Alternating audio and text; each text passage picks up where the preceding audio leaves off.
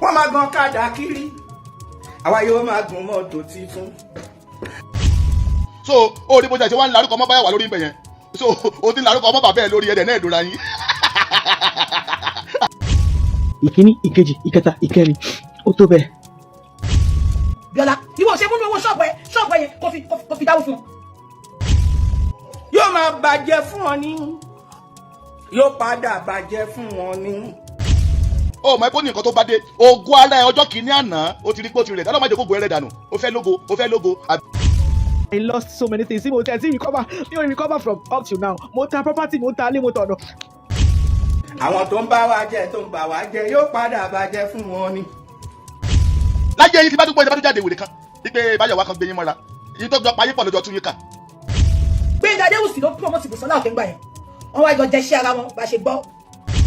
ẹni bẹ́ẹ̀ máa ń pọ̀ nígbà yẹn tẹ́ máa ń pọ̀ ní tètè yín máa ní pọ̀lọ̀pọ̀ tẹ́ máa ṣe gbogbo inú wèrè sórí. ẹ̀yin tèmi Yorùbá bọ̀ wọ́n ní à ń jẹ èkuru kó tán wọ́n tún gbọ́wọ́ rẹ̀ sáwo ó ní ọ̀rọ̀ Busola Ọ̀kẹ́ Eleyele àti ọ̀rọ̀ Báyọ̀wá ẹ mọ̀ ní ọ̀sẹ̀ tá a lò tọ́ yìí lóríṣiríṣi ọ̀rọ̀ Busola Ọ̀kẹ́ ló gbayé kan wípé kí ló ṣẹlẹ̀ láàrin òun àti Báyọ̀wá tí Busola Ọ̀kẹ́ náà tó ti ṣàlàyé lóríṣiríṣi pé gbogbo àwọn ẹ̀tọ́ òun tó yẹ kí Báyọ̀wá fíìmù tó fún òun ni ó ti tẹ̀ mọ́lẹ̀ wàyí o Báyọ̀wá fíìmù náà ti wá jáde báyìí o òun náà ti sọ̀rọ̀ ṣùgbọ́n ọ̀rọ̀ tí bàbá sọ ìwẹ́ ẹnu tèmi kọ́ lẹ ti máa gbọ́ ẹ ṣáà mọ̀ pé láàrin olórin láàrin àwọn promoter lóríṣiríṣi ọ̀rọ̀ bí ọ̀tẹ̀ kì í tán o ẹ wo àdàbà sí òní náà ìyẹn náà tó jáde ó sọ títí ẹ̀ ẹ jẹ́ kí n fi fídíò náà lẹ̀ kí gbogbo wa kájọ wò ó ẹ má gbàgbé ẹ bá mi wo ibi tọ́kọ subscribe sí nísàlẹ̀ kẹ bá mi click lórí subscribe button yẹn ọ̀fẹ́ ní subscription ọwọ́ yín tẹ̀ fi ń bára tẹ subscribe ní orúkọ Jésù ẹ ò ní fi gba lẹ́tà ìbànújẹ́ o. sáré ògo ẹ̀ ń sáré ògo lójú ọ̀nà pé ẹ̀ ń sáré ògo ẹ̀dìgbà ẹ̀dìsògo nù báyìí ẹ̀ wá ń pariwo tá ń kó báyìí. àbí àti Busola Ọ̀kẹ́ ẹ̀ wá àwọn tó máa donate owó fún yín tẹ́ bá fẹ́ wá tó máa donate owó fún yín kò dìgbà tẹ́ bá lọ ń blackmail èèyàn náà. Báyọ̀wá lu àǹtí Eleyele ní jìbìtì of everything ni o. But àǹtí Eleyele o tẹ́ bá lè farabalẹ̀ gbọ́rọ̀ mi ayé yín á dáa gan o torí èmi ò tiẹ̀ mọ̀ pé jẹ́ nǹkan gospel song àǹtí Eleyele ń bá ọ lọ àforí àfẹ kàn máa bá ẹ lọ wàláhì ìmọ̀ pé jẹ́ nǹkan gospel song. Bàbá ìlú rẹ o ẹ bá mi pè é o tún ti dé o ẹ bá mi wọ jáde ètò ti bẹ̀rẹ̀ èrè Báyọ̀wá entertainment Nigeria international. Bàbá ní bàbá sọ̀rọ̀ ẹ̀ ní wèrè lórí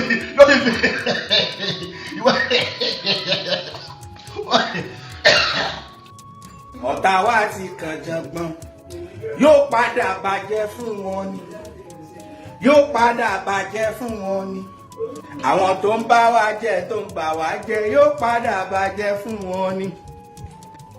báwa bá ń wa mọ́tò tuntun ọ̀tá yóò máa gọ̀kadà kiri yóò máa bàjẹ́ fún wọn ni yóò padà bàjẹ́ fún wọn ni wọ́n máa gan kádà kiri àwa yóò máa gun mọ́tò tuntun wọ́n máa gan kádà kiri àwa yóò máa wọ mọ́tò tuntun àwọn tó ń bá wa jẹ tó ń bá wa jẹ yóò padà bàjẹ́ fún wọn ni.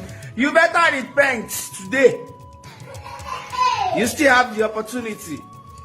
Change your ways of life and live life well. Live life well. Àwa yóò máa ṣoríire, àwa yóò máa rí gbéga, àwa yóò máa tẹ̀síwájú, àwa yóò máa kọ́lé mọ́lé, àwọn yóò máa yálé gbé, àwa yóò máa kọ́lé mọ́lé, ọ̀tá yóò máa yálé gbé, àwa yóò máa ra mọ́tò bọ̀bìnà, àwa yóò máa gun mọ́tò titun, ọ̀tá yóò máa gọ̀kadà kiri. Àǹtí Tọ́pẹ́ àǹtí Eleyele good afternoon gbogbo ẹ̀yin fáǹsì mi good afternoon mo fẹ́ bá àǹtí Eleyele sọ̀rọ̀ ni àǹtí Eleyele ń wọ́n bá ẹ lọ àforí àfẹ́pọ̀n máa bá ẹ lọ kí ló wá ṣe yín tẹ́ ẹ wà lọ mọ́ ìjìnlẹ̀ ìfẹ́ ẹ wà lọ mọ́ ìfẹ́ mo ní sí ọ ó máa yàtọ̀ ìjìnlẹ̀ ìfẹ́ ó máa yàtọ̀ ẹ mọ̀ pé ìlà kan bí bàbá Báyọ̀wá ń gbà yẹn ni kò séyàn kankan tó lè máa rin yín kí ló wá dé tí wọ́n fẹ́ máa tó àṣírí yín nísìnyí àkókò táwa ń sọ̀rọ̀ Mohbad ṣé ìyá wòrìṣà ẹ pé mi ò fẹ́ bínú sórí yóò dàrú abẹ́wò lórí burúkú náà ẹ tiẹ̀ lójú tì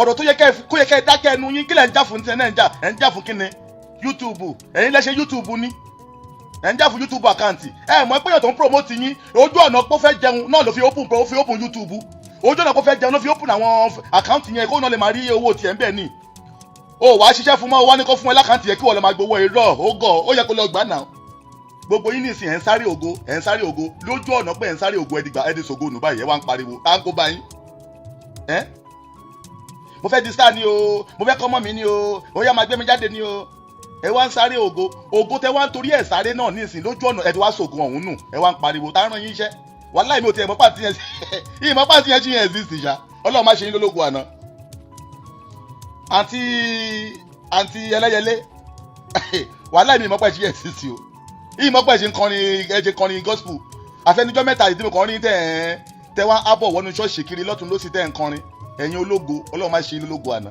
I lost so many things. Mo tẹ̀ sí recover from up till now. Mo ta property, mo ta ilé, mo tọ̀nà. Mi ò tí recover ẹ̀. I'm just advising you. Tó bá pé èmi rí wòlíì tàbí ènìyàn tó ta mí lólobó ń gbà yẹn. Pé oore tó fẹ́ gbà yóò rí ẹ̀dẹ́ ni.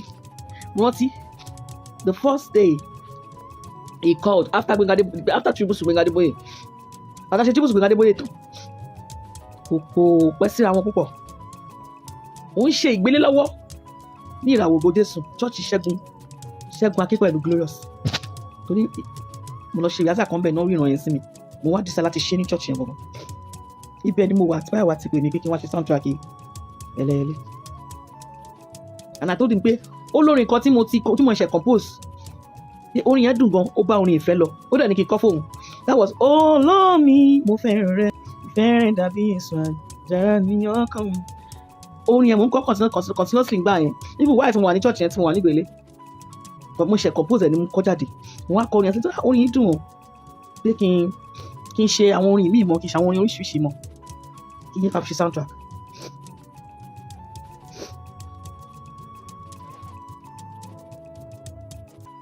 ẹ̀sán ń bọ̀ ṣá lórí aṣebi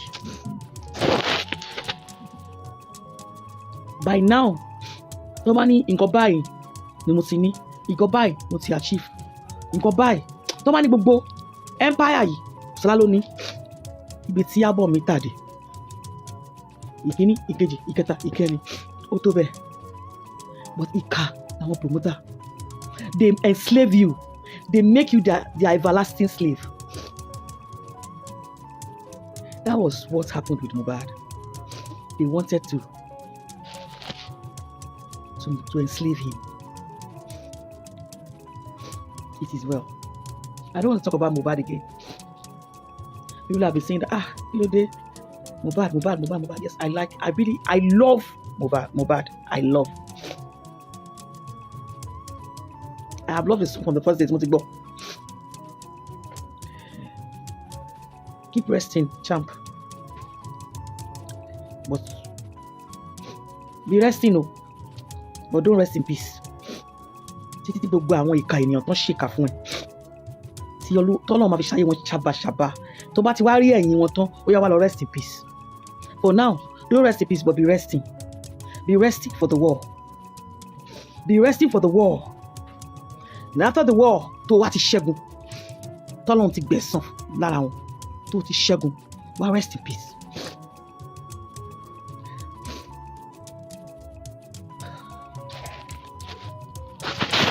But àǹtí Eleyele o tẹ bá lè farabalẹ̀ gbọ́rọ̀ mi ayé yín á dáa gan o torí èmi ò tiẹ̀ mọ̀ pé ṣe ń kọ gospel song àǹtí Eleyele ń bá ọ lọ àforí àfẹ kan máa bá ẹ lọ wàláhì mọ̀ pé ṣe ń kọ gospel song.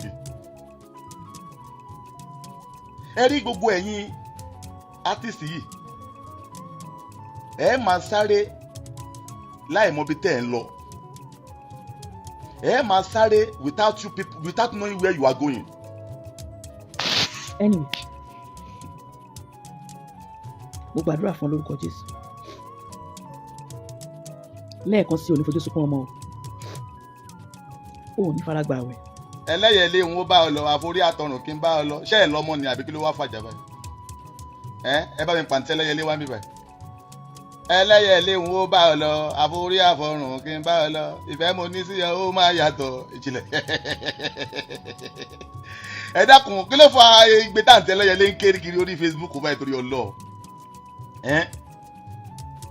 a máa jẹkuru kó tán láyé tó máa gbọ́n owó ẹ̀ sáwò ọ̀rọ̀ Mohbad la ṣe ń sọ lọ́wọ́ àti ìsọtán àǹtí Eleyele tún bọ́ sórí Facebook wọ́n tún ṣe ní pẹ́yẹpẹ́yẹ ọdún ogún mi wà lọ́wọ́ dókítà bíríkẹ́ wà jù mo fi ń ṣe yẹ̀yẹ́ o mi ò fi ń ṣe yẹ̀yẹ́ ṣùgbọ́n ọ̀rọ̀ yìí kàn mú kọ́yàn rẹ́rìn ni àǹtí Eleyele ọ̀rọ̀ yìí ní ìdìkì kọ̀ rẹ́rìn ni ẹ ṣe fídíò kan ìzídọ̀ ti jẹta ẹ bú sí gbé ẹni Bayowa o ogun yín kọ́ wà lọ́wọ́ Bayowa o kíní kan kòkó bàbá aṣáṣun o ìgbà kan àwo ìgbà lórí mo ti rí èèyàn kan ti gbé mo ti rí bàbá wa Bayowa náà àwọn náà tún sáré fún yín ní kọ́mẹ́ǹtì ń bẹ̀ wípé àwọn lọ mú yín láti from nothing to something ó dẹ̀ ṣojú àwa náà ẹ̀yin náà dẹ̀ sọ nínú fídíò tẹ́tù ṣe náà nísìnyí ẹni níbi ṣọ́ọ̀ṣì tẹ wà ẹ̀ ń ṣègbélé àdúrà ibẹ̀ ni Bayowa ti pè yín à ń bí yín léèrè ọ̀rọ̀ wọ́n bí yín léèrè wọ́n ń sọ̀rọ̀ tàbí sọ̀rọ̀ ẹ̀ sọ pé ẹ̀yin méje ẹ̀ bára yín sùn ta ló bí yín léèrè bóyá ẹ̀ bára yín sùn wọ́n ní ọmọ ẹlẹ́fọ́ o ó ní o ẹ̀fọ́ mi ò lékú ta ló bí yín léèrè bóyá ẹ̀ bára yín sùn. bàbá wa Bayowa àǹtí wa kí ló ti ń porúkọ ẹ̀ Eleyele ń wó bá ọ lọ àforí àfẹ́pọ̀ máa bá ẹ lọ. àǹtí Eleyele o ẹ jẹ́ kí orí yín pé o ẹ jẹ́ kí orí yín kó pé wàláì mi ò fẹ́ jáde lórí ọ̀rọ̀ yìí ṣùgbọ́n mo rí pé ẹtútù wá tún ṣe another fídíò dẹ̀ mọ̀ pé tẹ bá bẹ̀rẹ̀ lọ́dọọdọ yìí nísìnyí tábà dáwà blọ́gà bá yín tó tọwọ́ bọ̀ báyìí nǹkan máa ṣẹlẹ̀ bóyá lẹ́yìn kan máa dúró nílé ọkọ mọ́ secret life tẹ́ ti gbé lẹ́fẹ́ fi bẹ́fẹ́ kọ̀fẹ́ fi kọ́ bá lé ọkọ yìí ní báyìí náà abẹ́ ti gbàgbé ni ẹ̀yin lójúlówó bàbá ń gbà yẹn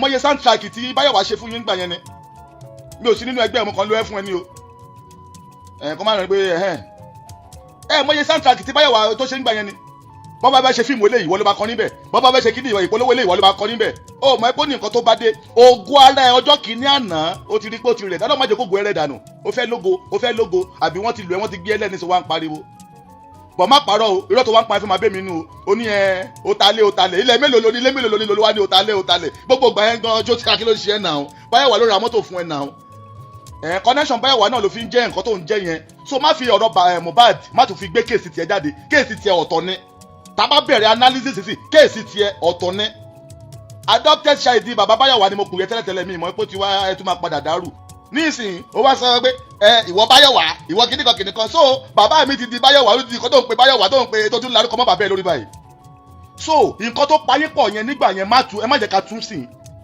ẹ dákẹ́ ẹnu ẹ jẹ́jẹ́ tó bá fa gbùrù ó fa gbó tí mo pé mi àdàbà ti jáde nísìnyí mo ti jáde sọdún wọn ba àǹtí Eleyele ń wó bá ẹ lọ àforí àforùn máa bá ẹ lọ ìfẹ́ mo ní sí ẹ ó máa yàtọ̀ so ó ní bó jẹ́ ṣe wá ń larúkọ mọ́ Bayowa lórí ibẹ̀ yẹn so ó ti ń larúkọ mọ́ bàbá ẹ lórí ẹ̀dẹ̀ náà ìdúrà yín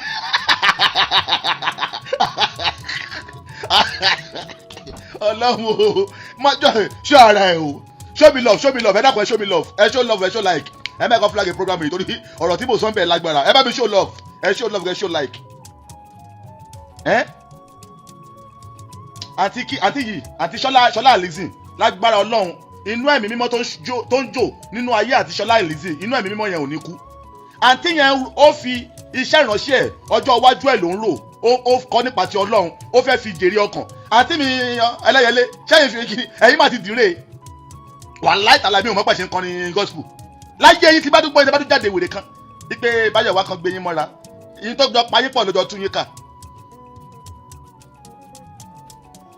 àbí àti Busola kẹ ẹ wá àwọn tó máa donate owó fún yín tẹ bá fẹ́ wá àwọn tó máa donate owó fún yín kò dìgbà tẹ bá lọ ń blackmail èèyàn náà ẹ pé mo sọ fún yín nínú kọ́mẹ́ǹtì yẹn ẹ pẹ́ yín ní complainant nsìn irú ẹ̀yin complainant ẹ di complain fáwọn blogger nísìn ẹ̀yin complainant ẹ lè padà ké wọlé o wàláhì tàláhì ẹ lè padà sunkún wọlé torí ẹ̀yin lẹ pé complainant báyìí ó dà pé orú ti mú mi bíbẹ̀ jẹ́ kí n jáde orú ti mú mi bíbẹ̀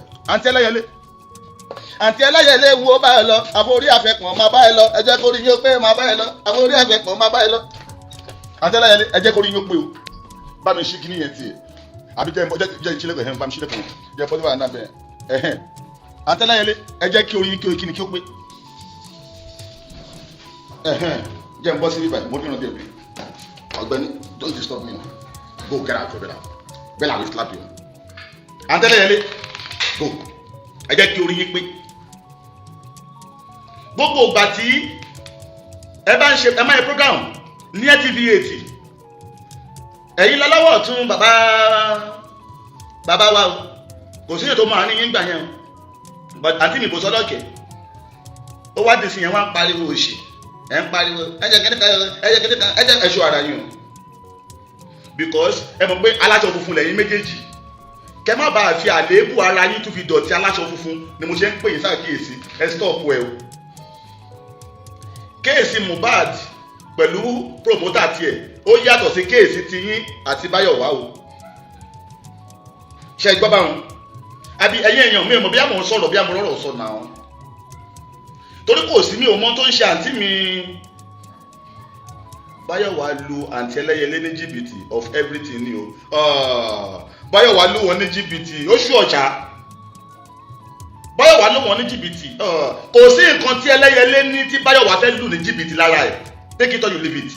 Busola Oke ò ní nǹkan kan tí Bayowa fẹ́ jẹ lára ẹ̀ ohun tí Bayowa fẹ́ jẹ lára Busola Oke òun ní ogún ẹ̀ Bayowa dẹ̀ ti jẹ́ nìyẹn àdìgbà tí Bayowa ti fi Busola Oke sílẹ̀ ṣe é gbọ́n mọ́ ni ó ti ogó ti tán Olúwa Busola Oke ó jẹ́ lọ máa gbàdúrà kó o lè tàn padà Busola Oke ariwo wèrè tó ń pa ìkọ́ ló kù ariwo tó yẹ kó lọ máa pani lórí òkè kó lọ máa bọ́ lọ́rùn sọ̀rọ̀ Olúwa ògo ti sọnù lára mi bá ń dógò mi padà ó lọ gbàdúrà yẹ wèrè ọlọ́mọ ṣe wèrè ó ń pariwo property wèrè ó ń pariwo kíní ó ń pariwo YouTube jẹ́ wọ́n ní bọ́ ìwọ ni bá Bayowa sí YouTube ìgbà tó ti wà lọ́dà Bayowa ó lè forúkọ ẹ̀ sí YouTube wọ́n tẹ̀sí kó máa fi pawó ní ọ̀dà orin tó ń ṣe fún ẹ kówó tiẹ̀ náà lè máa jáde ó mọ̀ kọ́tà pé promoter ni àwa náà èmi náà mo ní kankan mi ò lè ẹ̀ndí àwọn promoter ni ìgbà tí Bayowa sì wà ní number 16 of Bueko Street ni mo ti mọ̀ tí Bayowa sì wà ní number 16 of Bueko Street ní Ìdúmọ̀tà ni mo ti mọ̀ Bayowa èmi lẹ́ni àkọ́kọ́ tí mo fẹ́ kọrin àríyá orin àyà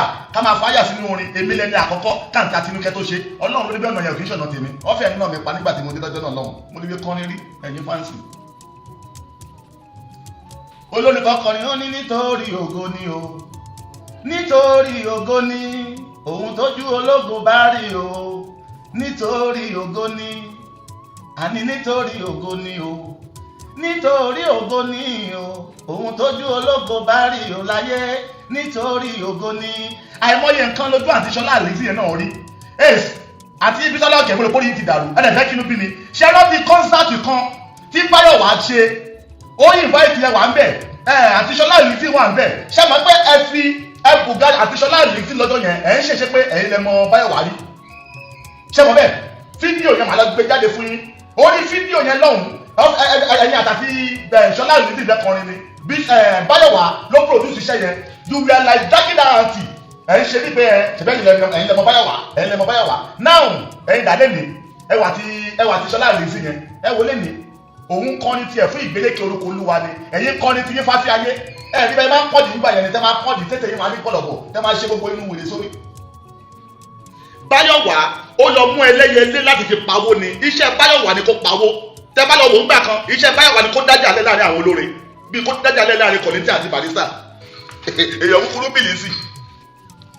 ṣé ẹ fẹ́ gbọ́ àwa náà ti wà nídìí géèmù yìí ó ti pẹ́ gan iṣẹ́ Bayowa ni kó promote kó produce kó jáwó Bayowa lọ mú Busola Oke from nowhere ni ó dẹ̀ sọ́dì nǹkan tó sọ́dì Bayowa lọ mú Busola Oke nítorí ẹ̀bùn tó rí lára Busola Oke ó dẹ̀ ń fi owó mẹ́ǹtẹ́ẹ̀nì ẹ̀bùn yẹn kó ba lè máa já owó fóun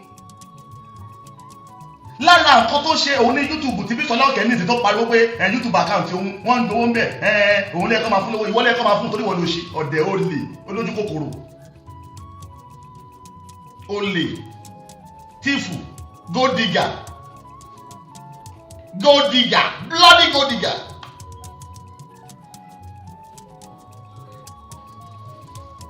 ẹ mọ̀ pé Ọlọ́run ló wà lẹ́yìn yín nígbà yẹn nígbà tí Bayowa rí yín Ọlọ́run wá padà lẹ́yìn yín nìṣẹ́ wá ń pariwo lẹ́yìn kẹ lọ pé Ọlọ́run tó padà lẹ́yìn yín ẹ wá ń pariwo Bayowa kọ́ bàbá àtùnú ni ó mọ iye ọdún tí bàbá àtùnú náà fi pariwo lórí Facebook ni Facebook kò tiẹ̀ ti jáde nígbà yẹn Facebook kò tí ì jáde nígbà yẹn every Sunday Bayowa half hour bàbá àtùnú rẹ o ẹ bá mi pè o tún ti dé o ẹ bá mi wọ jáde ètò ti bẹ̀rẹ̀ èrè Bayowa Entertainment Nigeria International bàbá ní bàbá sọ rẹ̀ ní wèrè lórí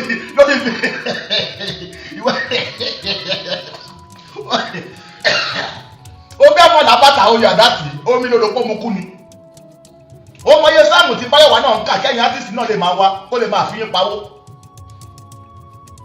ó wá dì sí yín wá ń pariwo àwọn abitán wá ní ẹ̀ bára yín sùn kò jà yẹn kí ló kàn tá ló bí léèrè yẹn tá ló bí léèrè bóyá bára yín sùn kí ló kàn sí wa pẹ̀lú yẹn.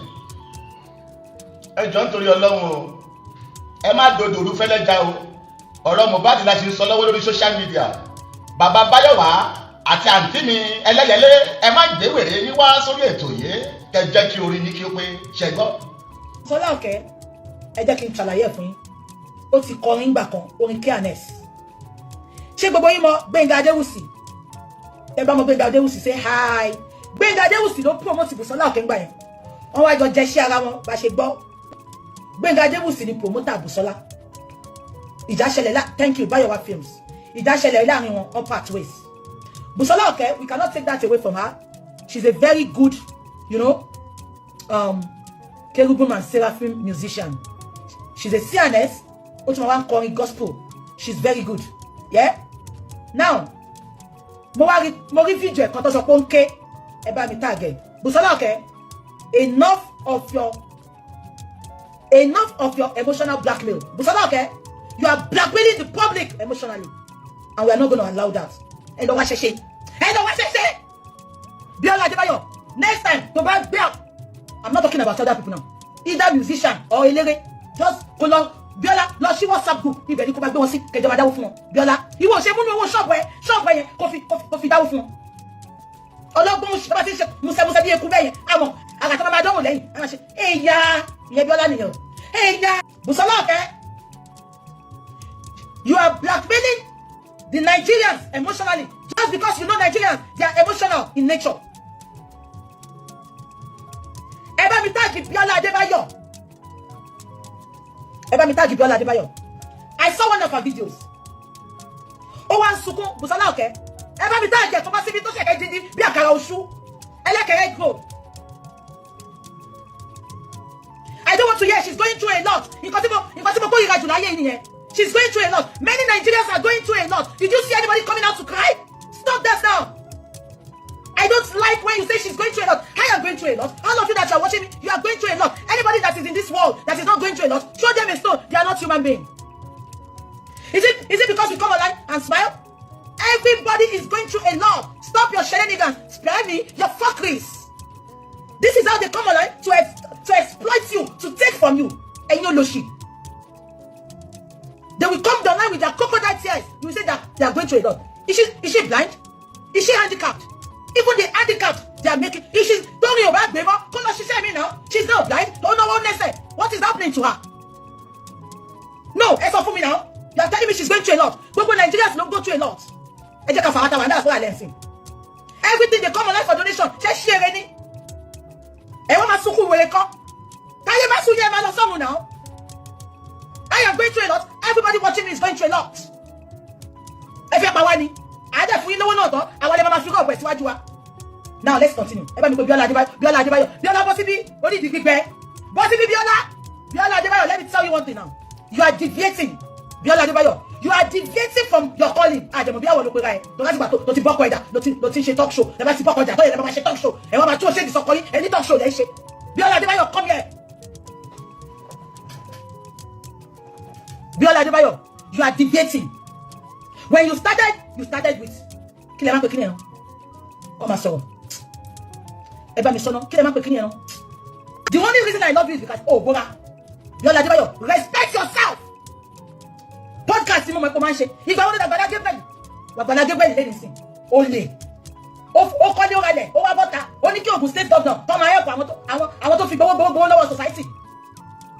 Talk to me, Benny. It's talk to me mo sọ. Biola Adebayo. When you started well. You were doing podcast. Ìgbà wo ló di Agbala Gabriel Biola Adebayo. Tó bá ti pon sunkún, abon fokole, ọgbẹ lombo. Biola Adebayo, jẹ́ kí orí ẹ pé. Podcast. Biola Adebayo. When you started podcast. Ìgbà wo ló di Agbala Gabriel Biola Adebayo. When did you know yourself to Agbala Gabriel? Tó bá ti wọ́wọ́ sí ọgbẹ lombo. Biola, respect yourself. We are not moving. Àwa náà, a ní problem gbogbo ala ní ìṣòro. Don't bring anybody coming online. Wọ́n sọ pé Busola Kinjeta. O ti pe wá sí page lánàá. Biola, you are an artist. Oni theater yẹn, lọ bá oni theater kò dáwó fún. Ẹ lọ bá wá sí kò dáwó fún. Ẹ lọ bá Gbénga Adéwùsì kò dáwó fún. Don't come online, we are managing here. Nigerians are managing. Are you people not shameless? Biola Adebayo. Oh, what do I say internet now? Blackmail emotionally. Check out my job for me. Show again, show up Busola again. Don't me obey me. I've said this several times. Tí o ní o bá gbé Busola mọ́ àtàwọn tó kù tó rí o gbé ẹ sọ fún ọkọ lọ ṣiṣẹ́ mi. People, sorry, in 5 years time, nǹkan modernize lójoojúmọ́ ni. Ayé ti kúrò láyé ìgbà Noah. Ayé ti kúrò láyé ìgbà bàbá Jésè ìyá rẹ̀ ni. Ayé modernize lójoojúmọ́ ni. Abẹ́ ẹ̀kọ́ mi, if you think your line of music is not working, go on another line. Go on your, instead of you coming online. Busola, okay? To wá sukú lójoojúmọ́, wọ́n sì lè kó kọrin, àwọn náà fún ẹ, at least àríkò ń ṣe kankan. We can encourage you from there. But you are not sick, o ní cancer, o ní kankan, o lọ́wọ́, o lẹ́sẹ̀, ojú ẹ̀ ò fọ́. Wọ́n wá máa gbé yín, ẹ wá máa sukú. I am going to a lot. Orí yín burú. We have no money to donate for you. Ẹ lọ wá ṣẹṣẹ. Biola Adebayo, next time, to bá gbé out. I'm not talking about other people now. Either musician or eléré. Just follow Biola lọ sí WhatsApp group ibẹ̀ ni kó bá gbé wọn sí kẹjọba dáwó fún wọn. Biola ìwọ ṣe múnú owó ṣọ́ọ̀bù yẹn kó fi dáwó fún wọn. Ọlọ́gbọ́n ṣe bá ti ṣe musẹ́musẹ́ bí eku bẹ́ẹ̀ yẹn àmọ́ àgàtà máa dánwò lẹ́yìn àwọn ṣe ẹ̀yà ìyẹn Biola nìyẹn o. Ẹ̀yà so what happened? How did we get here? Ẹ̀yin ìka ẹ̀yin náà lẹ́lẹ́ máa kà fún wa àtijọ́ tó ti ṣiṣẹ́ àrílá rẹ̀ ẹjọ́ tó ti wà ní òyìnbó àrílá rẹ̀ ẹjọ́ tó ti ní ṣọ́ọ̀bù sí Nàìjíríà àrílá rẹ̀ ẹ̀yin náà kọ́ ni ṣe máa jẹ́ 2 weeks ago lẹ́yìn ìgbà àti ajára wa kúnlẹ̀ àfọ́dù bí ẹ náà ṣe ń pawó ló ṣe ń pàṣàpọ̀ ẹ̀ last week ló gbé ìyá ajára náà wá ṣé ìnáni ká wá sí ìkùnìṣẹ́ yá wèrè ni ẹ̀yin ọmọ ní tíátà ẹ̀ lọ wá ṣe kí ti ṣe Busola tó bá tún wá sórí platform tó wá ké I will come for you big. Olómi mo fẹ́ràn rẹ ìfẹ́ rẹ dàbí èso àjàrà ní ọkàn mi. olúwa sì yọ́yọ́ bá mi lùlù àlùjọ everybody go máa jó. Sọ fún ọmọ Nàìjíríà Báyọ̀wá Gbénga Adéwùsì bàbá Ìtùnú sọ fún gbogbo ọmọ Nàìjíríà ìkíní ìkejì ìkẹta ìkẹrin ó tó bẹ́ẹ̀ but ìka àwọn promoter they enslave you they make you their everlasting slave. That was what happened with Bayowa Gbénga Adéwùsì. Don't let me talk. Ọ̀rọ̀ ń gbénú mi gan tí mo lè sọ àmọ́ ìwọ̀nba tí mo ti sọ mo ti ṣẹ̀yà mi. My mother told me never to talk. Wọ́n ní ìwà catch cruise. I saw your message. I copied it. Mo copy yẹ torí ọjọ́ iwájú. Several times wọ́n ti mú ìwé wá. Ìwé ẹjọ́ pé kájọ pàdé ní court lẹ́ni intellectual property ni. You will not receive it. At the time, you didn't even have any address. Sọ fún ọmọ Nàìjíríà Báyọ̀wá Gbénga Adéwùsì bàbá Ìtùnú sọ fún gbogbo ọmọ Nàìjíríà ibi tó ti fún mi gratitude mi owó tó ń pa lórí YouTube ibi tó ti kówó ẹ̀ fún mi 2007 mo ti kúrò Bayowa Films after tí mo ṣàṣeyọrí tán in 2014 mo wá when you were saying that when I told you that pé ká ṣe orin ní ìjáde people keep saying that pé you àti Bayowa you are good together pé kí ni kò máa yẹn mọ̀ bọ́ yẹn promoted and I came to you. I even brought people to beg you tó bá nìkan tó bá tó ń bí ẹnu lórí ọ̀rọ̀ mi. Ṣé kí n máa dárúkọ gbogbo àwọn èèyàn jàǹkọ̀jàǹkọ̀ tó wá bẹ̀ ṣá? Ṣé kí n máa dárúkọ àwọn èèyàn kan jàǹkọ̀jàǹkọ̀.